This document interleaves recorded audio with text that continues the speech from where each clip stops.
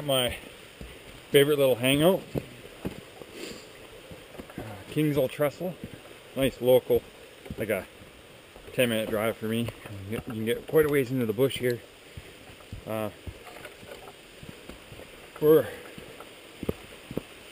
It's October 9th. October 9th. Yeah, it's October. We're waiting. I'm waiting for the rains to come. You see, there's Coke side of the river. Low, water's low. We're waiting for the rains to come so the water will go up, and you'll see some salmon fishing, and hopefully some bushcrafty stuff to, you know, salmon, baking a salmon on the side of the river and stuff like that. You know, like it. Energetic. Sorry it's been a while. You know, baby girl, shift change, I'm working weekends now. Yeah, things just get tight. I actually did a little fishing video, but I had issues with my GoPro. Actually, not issues with GoPro, issues with me learning about how a Mac and a GoPro integrate together. And so, really didn't have much footage. So yeah, you know, it's all a learning process. Anyways, I got some stuff for making lunch. I'm going to show you guys the 180 stove. I did a little gear review on that. We're going to finally get out and use it. It's a moist day. Had just a hair of rain, but enough, and that little stove's pretty safe, so we're going to be careful. So, because it's coming up almost mid-October, and the salmon are starting to pool up at the mouths, you're going to have the bears moving down towards the rivers. You know, they're going to get ready for the salmon to come in. They'll be, once the rain really starts coming, they'll move down quite a bit. Maybe see one. Might see, pretty rare, but there's a lot of cougars around here. So, you know, you could feel it. You could feel something watching you. But, you know, odds are they want to be left alone. And you're pretty big. They're going to have to be a pretty hungry, old, or injured cougar to go after that. Especially since there's lots of rabbits and grouse stuff out there. You can tell. You're walking through the woods, you don't hear any noises. There's no birds chirping. We got birds chirping. You can hear the occasional squirrel in the background. Just happy chirping, not the alarm chirp. You could tell when the forest gets really quiet. Your caveman instincts kick in. You can feel hairs on the back of your neck. You know, it's like, whoa, what's that? Odds are, something's watching you.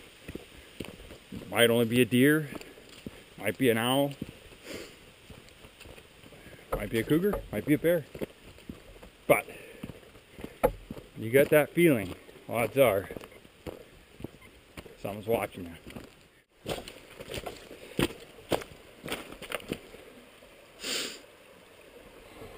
Looks like a good spot for lunch. What do you think? I think the far shore is probably the best bet. There we go. Maybe a bit too much Vaseline. Could have fluffed it up better.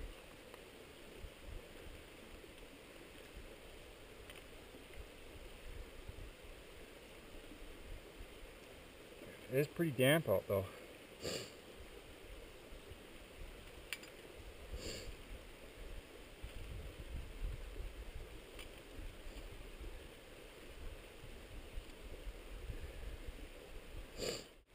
So we get up close and personal, I'll tell you why I like this stove.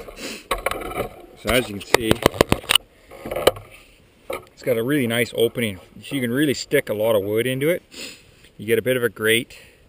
I've seen a lot of stoves that don't have an opening, and to put wood in them, I mean, you got to cut little tiny pieces. You know, you could have big long sticks poking out of this thing, and the fact that it packs up smaller than a pencil case. And weight savings, it's 180 grams, and the ash pan adds another 90 to 100, so you're looking at 280 grams, so you're talking half a pound. So just over half pound, 2/3 of a pound. So we're going to get a bed of coals, and then we'll throw on the food.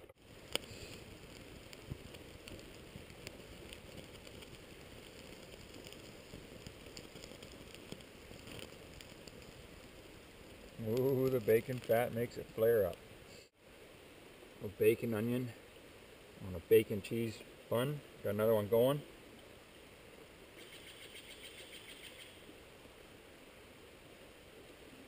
Mmm. That's freaking awesome.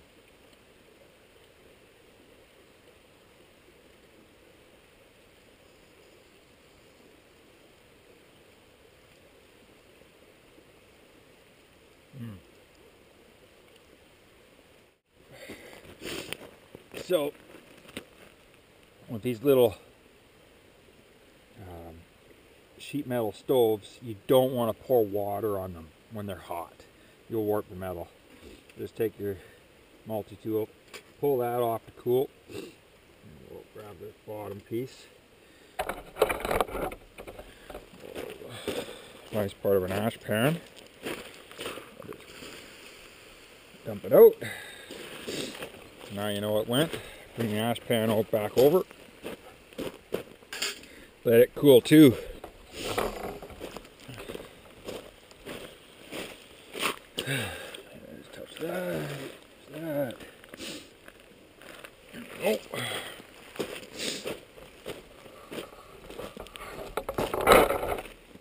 The nice part is these sheet metal pans, they will cool off very quickly. And then I'll show you when I'm done.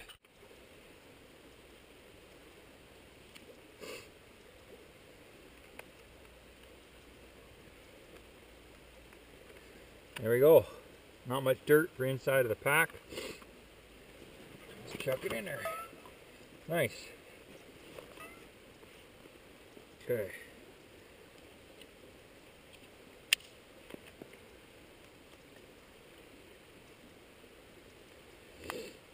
We'll show you clean up the rest of the camp. One of the reasons I really like doing a camp on the river is because, I mean, especially this time of the year, we're talking 2 or 3 weeks, this is going to be all underwater.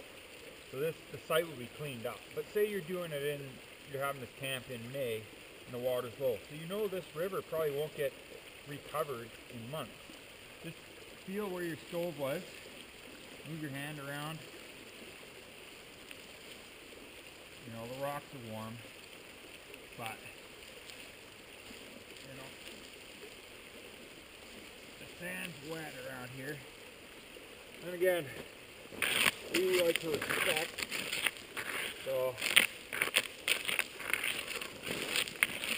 it look like the ground's disturbed, but, you know,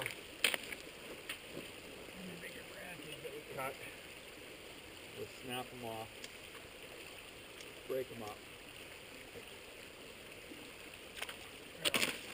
All this will get covered in water. Now, you know, now you can say, you know, looks like something just ran around in the bush and kind of scuffed up the ground a bit. So there's no fire mark. You know, where across the river someone's had a fire ring and actually had a fire, left it that way, you know, it kind of leaves a bit of a scar. And I mean, really, we're in bushcraft. We're out here to enjoy the nature and respect nature. Why would you leave a fire ring? Why would you leave a fire pit? That's what I like about the 180 stove. It leaves no scar on the ground. Another excellent reason, use a riverbed, put it on a rock, you know, all about respect. Anyway, nice little brunch. Not quite lunchtime, but it's good. We'll keep moving. Well, across the river, camp was over there. Did not have much luck. Had one foot on a slippery rock. Went to step over, one foot on a rock that moved. Feet aren't wet, but I could feel my, because the pants are wet, I could feel my shins are a tad moist. Oh well. Refreshing.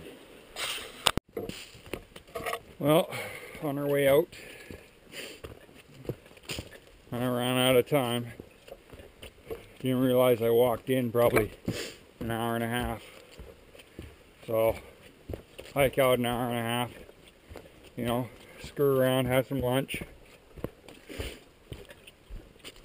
Kind of lost track of time, you know. So, till next time, have fun, guys.